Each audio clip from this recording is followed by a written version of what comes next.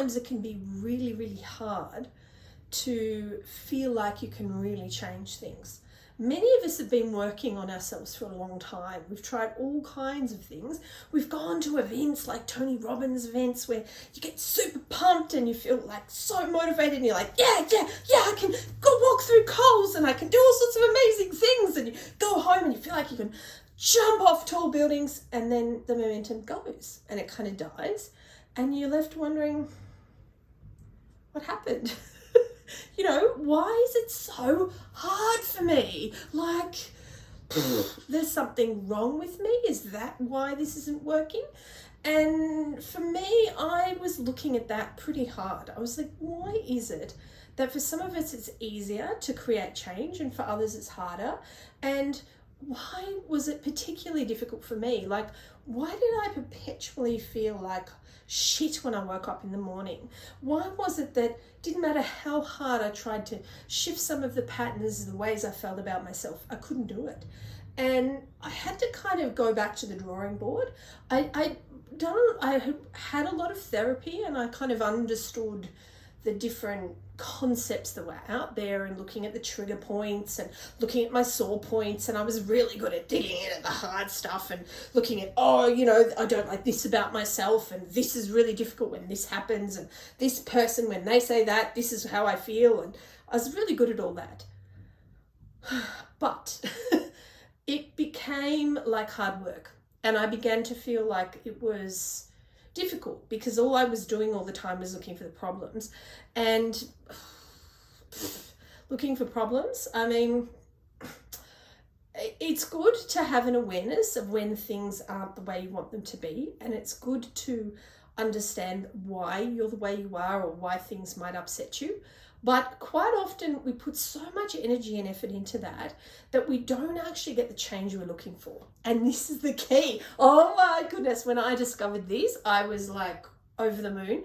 And since doing the research about why this works and how it works, I've now discovered there's lots of people doing this kind of work.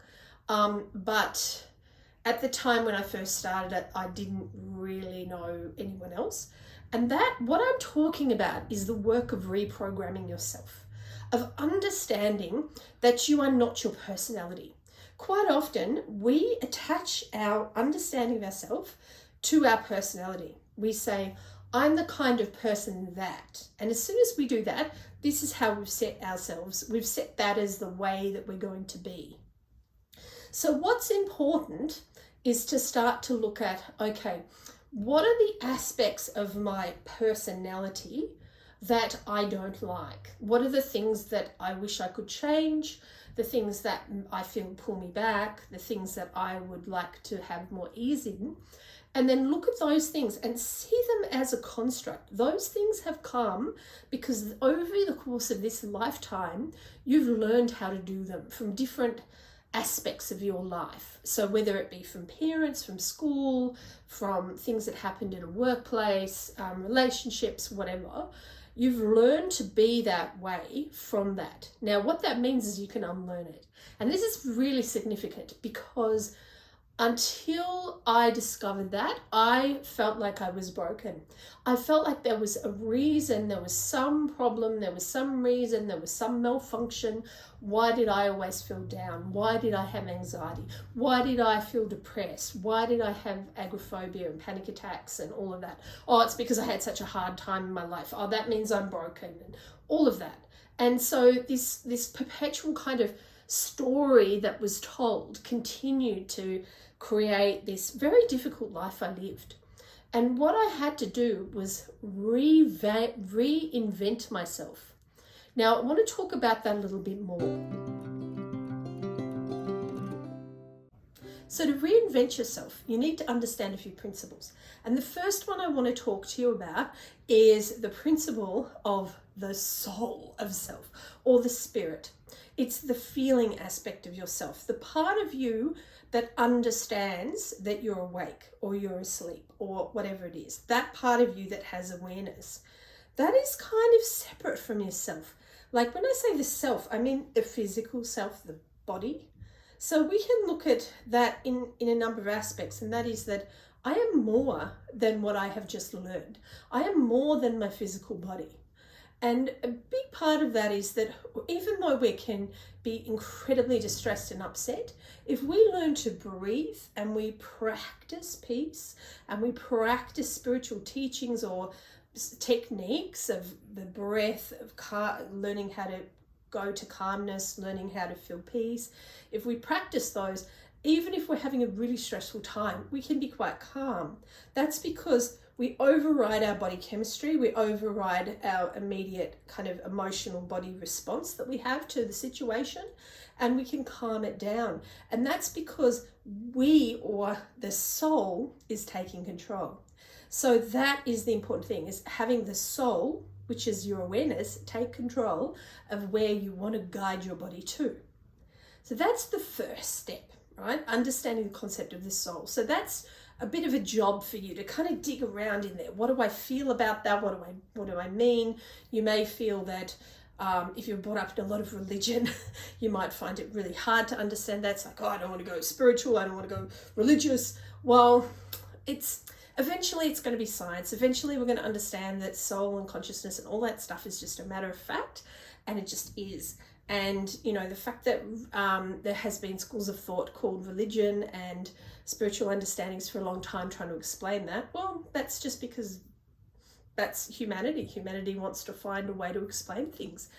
And I call it the experiential nature of being a human being. Understanding the experiential nature, understanding the what, why, when, where, how of self, why we feel the way we do, etc.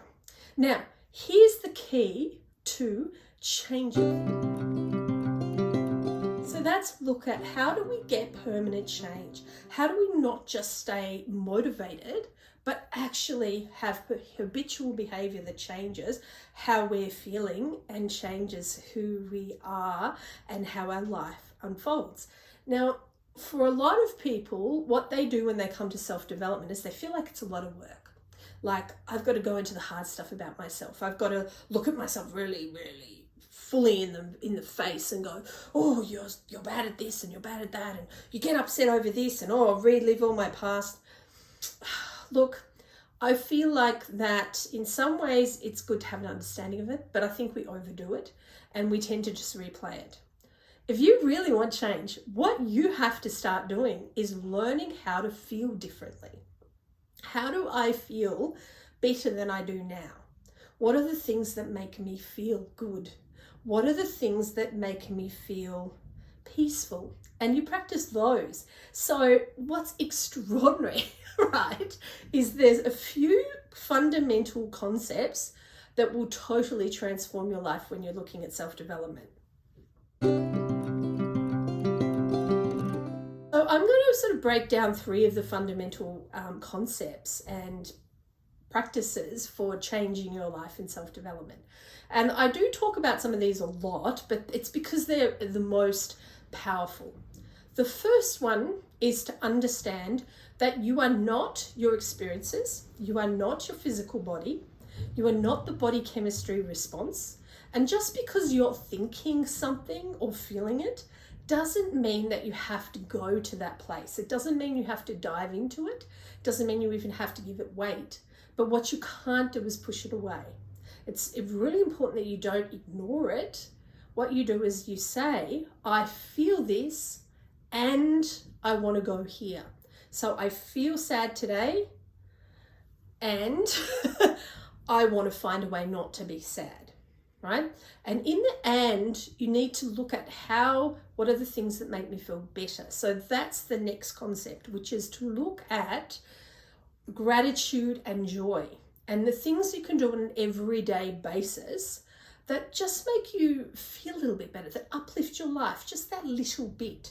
So one of the things I suggest is that you write down on a piece of paper all of the things that you love to do. And we're talking about tiny things, big things, everything. So what do you love? Like simple things sometimes, like fresh sheets. I love fresh sheets. I love hot cups of matcha or other cups of tea. I love really nice food. I love going on holiday, which I can't do at the moment. COVID's made that hard for a lot of us. And I love the sun. I love gardening. I love my animals. I love some of the beautiful stories behind the objects that I have. So often I'll look at something and I'll think about the magic of what I'm using. So right now I'm looking at my iPad because I'm filming this on my iPad.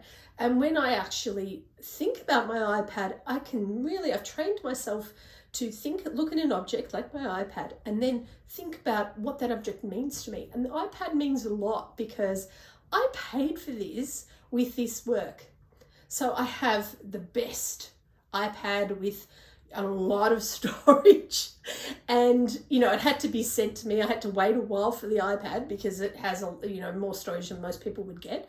And I bought that iPad with the money from this work. So when I look at it, there's a sense of kind of achievement and pride. So I look at the iPad, I'm looking at the camera right now, and I'm feeling confident because of what I've been able to achieve from this work.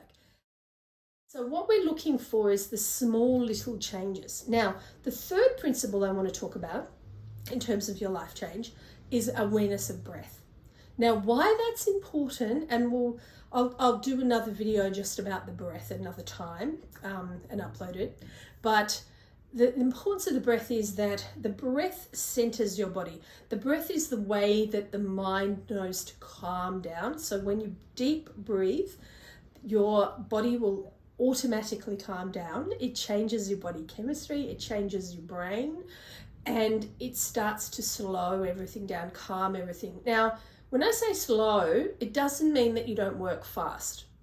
So if you're actually in a high pressure job, or you're having to do a lot of work, or you're having to perform really high, the more concentration you have on deep breathing and the calmer you can become, the better your work will be, the faster, the more precise, because when your body is actually under stress, your brain doesn't function as well, and it stops the aspect of your brain that starts to think about solutions, really, because with the fight, flight, or stress hormone, it actually is looking for a quick solution. So it slows down all of the other things that are long term. So for instance, solution-based, how to actually understand things and stuff like that, you need to be very calm for that to switch on in your brain.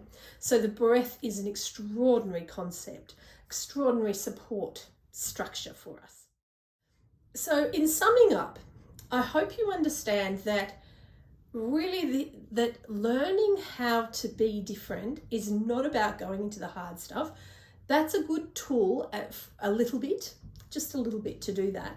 But what's really important is learning how to bring in your joy, learning how to be conscious, understanding more about what your spirit is, your soul, what drives you, your emotional world, and also being more conscious of how you're actually feeling and what's happening for you in the moment. So those things are really, really important.